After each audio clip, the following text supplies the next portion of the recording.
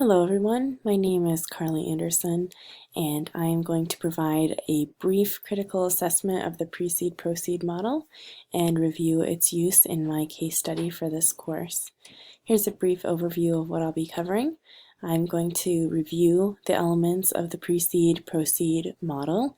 I'm going to describe what I see as its strengths and weaknesses, and then relate these to my case study, the challenges and benefits I found while working on this project, and bring it all.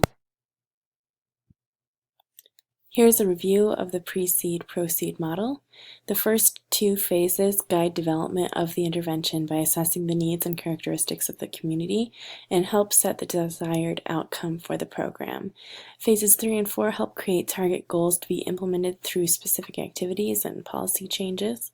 Phase 5 is the actual implementation, and then the final 3 center on the evaluation of the plan through its implementation in process, impact, and outcome. The strengths of this model include the fact that it provides thorough assessment of the contributing factors that may impact the health of a community.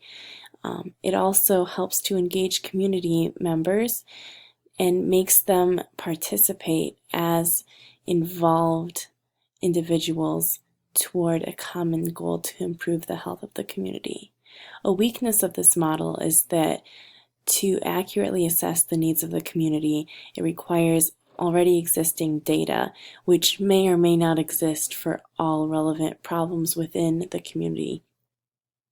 In this case, it was effective because there was data on diabetes rates within Wilcox County, Alabama, but it's impossible to have accurate data on all health problems within a community. So it requires an educated guess based on data, but ultimately we may miss health problems that exist surely because we don't have the data that we need.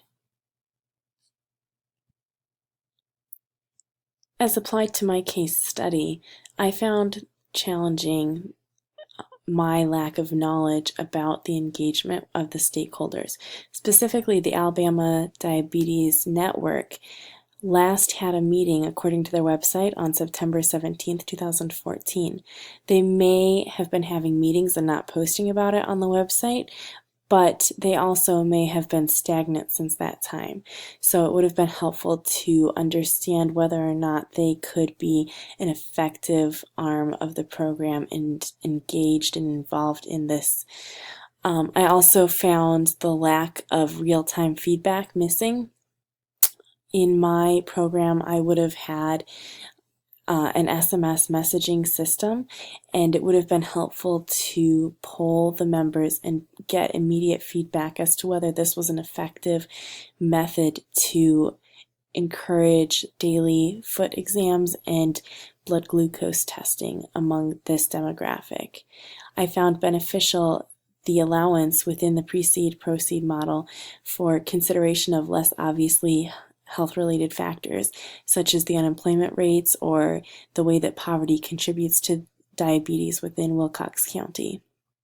It also lent itself to creative intervention strategies, such as the SMS messaging system, as I described, or I also suggested weekly check-in tables throughout the community where foot exams or blood glucose could be taken in a community setting to provide feedback and accountability.